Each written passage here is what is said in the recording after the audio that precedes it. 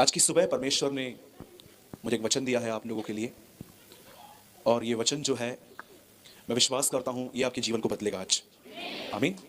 लेकिन इस बात को भी याद रखिए, क्यों कुछ लोग वचन सुनकर भी आशीष नहीं पाते हैं? आप जानते हो क्यों? मैं ये बात इसलिए कह रहा हूं ताकि कोई टाइम पास करने अगर यहां पर आया है तो वो अलर्ट हो जाए। कभी कभी कुछ लोग सोचते हैं कि घर पे बैठ के क्या करें, चलो प्रार्थना में चले जाते हैं, ये टाइम पास है। ऐसों का जीवन नहीं बदल पाता है। लेकिन कुछ लोग ऐसे रहते हैं जो दुआ करके निकलते हैं कि प्रभु आज मैं जा रहा हूं, मुझसे बात करना ताकि मैं तुझ में बढ़ पाऊं। ऐसों की जिंदगी बदल दी है। मैं आपको कुछ समझाना चाहता हूं और मैं चाहता हूं कि आप इस बात पर ध्यान करें। सुनिए, जो लोग मसीह में हैं, शैतान का लक्ष्य वो लोग हैं, न कि वो लोग जो दुनिया में घूम रहे हैं, वो ऑलरेडी उसके हाथ में। लेकिन जो लोग यहां पर आते हैं वही लोग होते हैं जिनको शैतान वापस पाने की कोशिश करता है।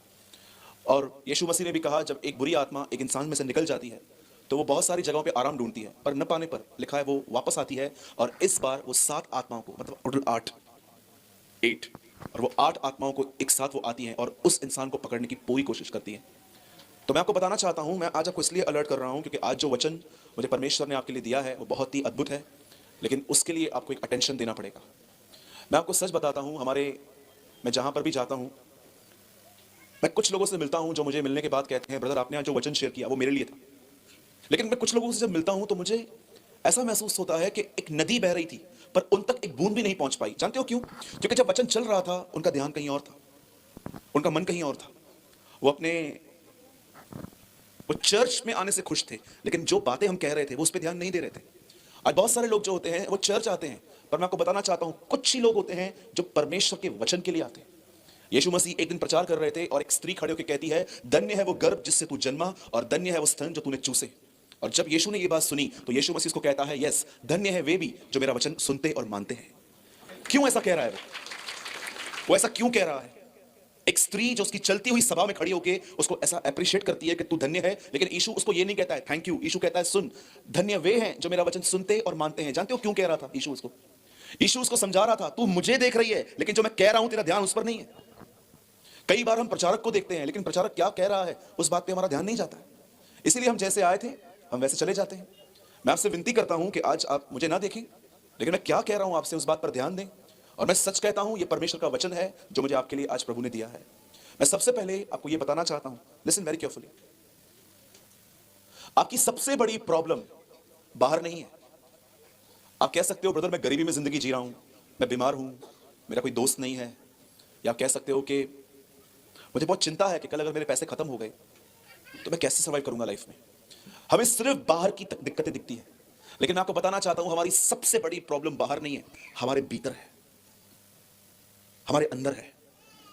जिस दिन आप इन चीज को समझ गए, मैं आपको बताना चाहता हूं आप पैसों का, लोगों का, बहुत सारी चीजों का आप पीछा करना बंद कर देंगे। आज से बहुत साल पहले, जब मैंने 14 साल पहले प्रभु को ग्रहण किया, मैं सिर्फ मात्र 19 वर्ष का था। मैं इतना मैच्योर नहीं था उन दिनों में, और मैंने उन दिनों में प्रभु यीशु मसीह को ग्रहण किया।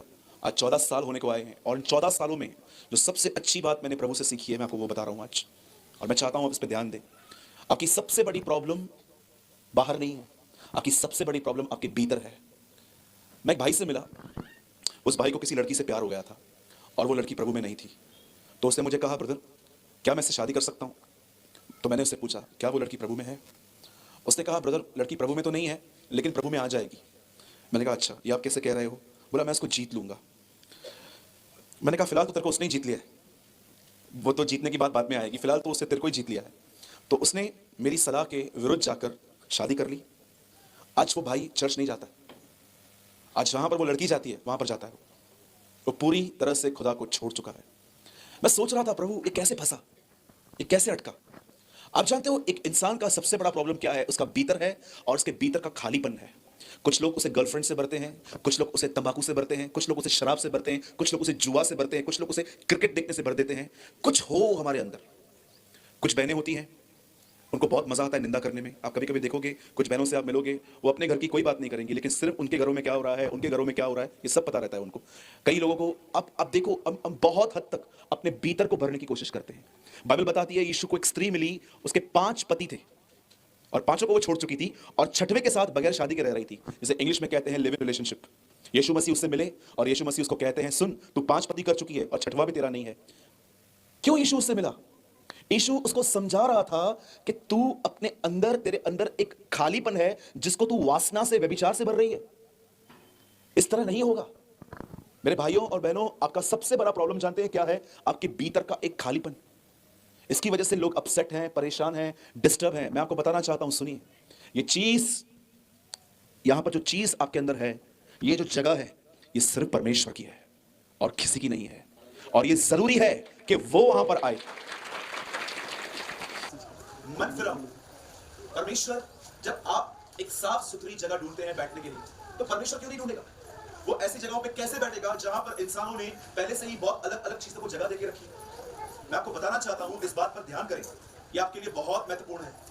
सुनिए, परमेश्वर को अपने अंदर एक जगह दें, और मैं आपको बताना चाहता हूं ये जगह आप उसे कैसे दे सकते हैं। जब भी आपका विवेक आपको ये बताए कि ये सही नहीं है, ये मत कर, उसे ना कर, इस तरह से आप परमेश्वर को अपने अंदर एक जगह दे सकते हैं। मुझे एक बात बताइए, अगर आप शादीशुदा हो और अगर आप शादीशुदा होने के बाद आपके रोज झगड़े होते हैं, मुझे बताइए ये कब तक चल पाएगा? क्या ये रिश्ता चलेगा लंबा? या चलेगा भी तो उसमें कोई खुशी नहीं होगी। बहुत जरूरी है कि कुछ चीजों में हम बातों को समझें। आज मैं आपसे पूछना चाहता हूं, सब यहां देखिए, आप में से कितने लोग हैं यहां पर? हाथ मत उठाइएगा और अपने आप से पूछिए कि भले ही आप प्रभु में हैं, आप विश्वास करते हैं उस पर, आपने बपतिस्मा भी लेकर रखा है, पर फिर भी आपके अंदर आपको महसूस होता है कि मेरे अंदर एक खालीपन है। मैंने कई साल अपना जीवन ऐसे बिताया है। मैं टीवी देखता था प्रभु में आने के बाद भी, पिक्चर देखता था, सारा दिन मैं अपना मोबाइल में ध्यान था मेरा, क्यों कहां ना कहां मैं अंदर से एक खालीपन था। आप जानते हैं वो खालीपन कैसे निकला?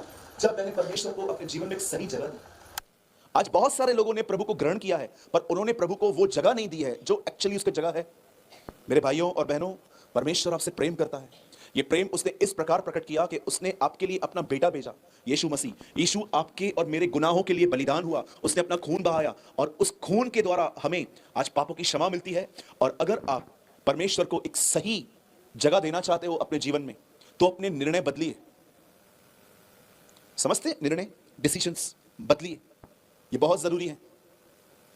जब आप किसी से बात करते हैं और आपको ऐसा महसूस होता है कि मैंने इसे थोड़ा गुस्से में बात की, मुझे इस तरह बात नहीं करनी चाहिए थी, और अगर परमेश्वर आपको शो कर रहा है कि आपका बात करना बहुत रूड है, बहुत हिंदी में क्या बोलेंगे इसको, रूड को, गुस्से में है, तो क्या आप प्रभु से माफी मांगते हैं?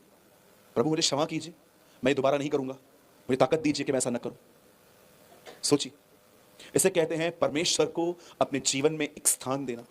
लेकिन अगर आपको लगता है चलता है, सब करते हैं, तो आपकी भी हालत उनकी तरह हो जाएगी जो सबकी है। बी ए ट्रू क्रिश्चियन, एक सच्चे मसीह बनिए, अपने आप को पहचानिए। ठीक है, चलिए हम एक वर्ड स्टार्ट करेंगे। आज बहुत अच्छा अध्ययन है। अगर आप पुराने हैं तो आपके लिए बहुत अच्छा है आज। ठीक है, नए लोगों के लिए भी है, पर पुरानों के लिए बहुत अच्छा है आज। आइए हम सब खोलेंगे आज यूहन्ना का 8 अध्याय। जॉन चैप्टर 8, यूहन्ना का 8वां अध्याय। सबने खोल लिया? पक्का? ओके, कोई पढ़िए 8 का 12 वचन। यीशु ने फिर लोगों से कहा, Yes. जगत की ज्योति मैं हूँ, जो मेरे पीछे हो लेगा वो अंधकार में ना चलेगा, परंतु जीवन की ज्योति पाएगा। ओके, मैं आपके लिए पढ़ रहा हूं फिर से। यीशु ने फिर लोगों से कहा, इसका मतलब उसने पहले भी कहा था। क्या कहा? मैं जगत की ज्योति हूं। उसने ये नहीं कहा कि मैं स्वर्ग की ज्योति हूं।